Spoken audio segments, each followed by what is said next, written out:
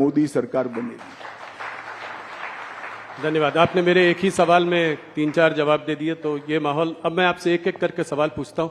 सबसे पहले जो मुद्दा इस चुनाव के पहले जो गर्म हो गया है वो है इलेक्टोरल बॉन्ड्स का मुद्दा। तो इलेक्टोरल बॉन्ड्स के बारे में मैं ये पहले आपसे जानना चाहता हूं कि आपकी क्या प्रतिक्रिया है। आपको क्या लगता है कि इससे ब्लैक मनी वापस आएगा?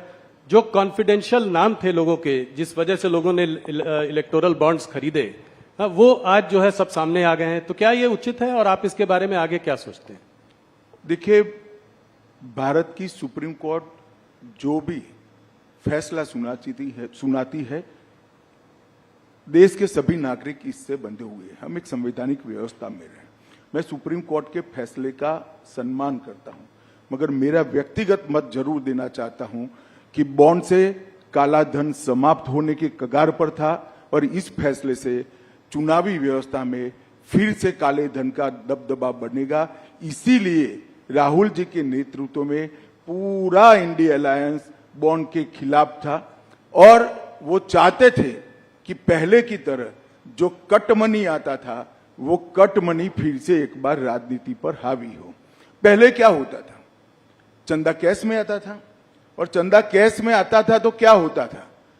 कोई व्यक्ति मानो 1500 रुपया चंदा जमा कराता था, 100 रुपया वो पार्टी में जमा कराते थे, 1400 रुपया अपने घर ले जाते थे और स्विस बैंक के अंदर या कहीं और जहां टैक्स डिस्क्लोज नहीं होता है, चंदे डिस्क्लोज नहीं होते हैं, धन डिस्क्लोज नहीं होता है, ऐसे देश में ले जाते थे।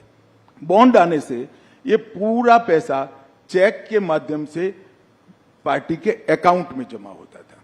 ये पूरी जो जमात है राहुल जी के नेतृत्व में, वो पुरानी चीजों की आदी है।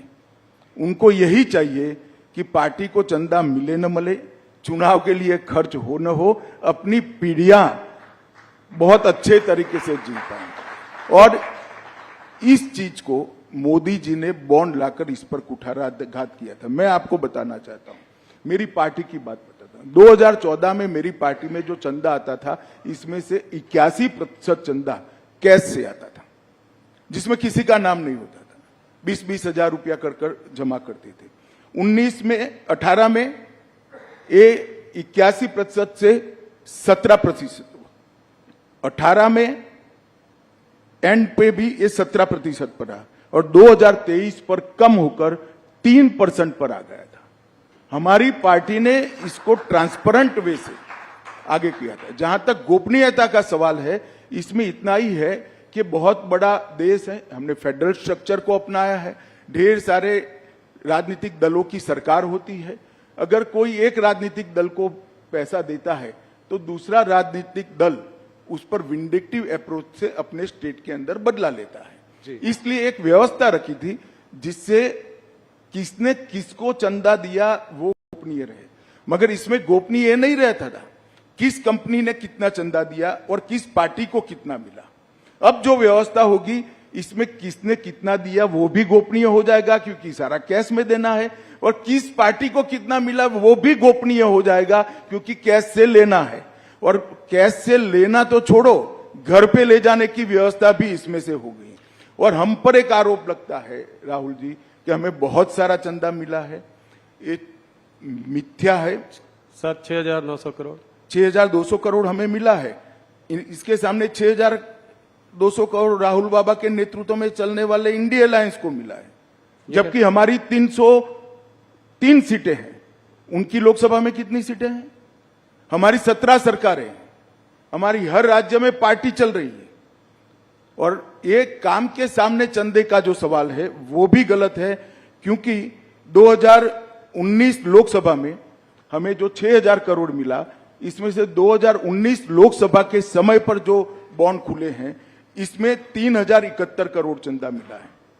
तो आप जाहिर है, जब आचार संहिता कोड ऑफ कंडक्ट आ जाता है तो कोई काम के सामने चंदा नहीं होता है। और विधानसभा के चुनाव के कोड ऑफ कंडक्ट लगने के बाद हमें 2640 करोड़ रुपया मिला है।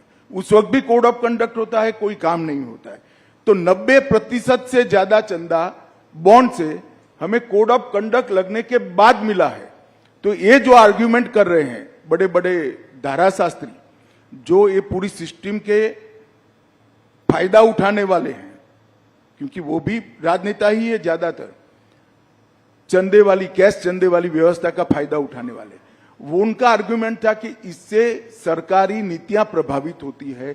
उनको ये मालूम नहीं है कोड ऑफ कंडक्ट बनने के बाद कोई नीति आ नहीं सकती। तो ज्यादातर चंदा तो कोड ऑफ कंडक्ट के समय में हमारा आया है 90% चंदा। राहुल जी इसको हफ्ता वसूली कहते हैं, खुद भी 1400 करोड़ उनको मिला उनकी पार्टी ठीक है, तो फिर उन्होंने 1600 करोड़ का हफ्ता क्यों वसूला, वो उसका हिसाब देना चाहिए। 1600 करोड़ उनको भी मिला है, हमें 6000 करोड़ मिला है, तो सामने सारे इंडी अलायंस घमंडिया गठबंधन को भी 6000 करोड़ मिला है, एक पैसा कम नहीं मिला है। राहुल जी ने सबसे पहले वो चंदा कहां से वसूल लाए, हफ्ता कहां से वसूल लाए, इसका हिसाब। हम तो कहते हैं इसमें एक पैसा हफ्ता नहीं है, ये शुद्ध रूप से पारदर्शी तरीके से लाया गया चंदा है।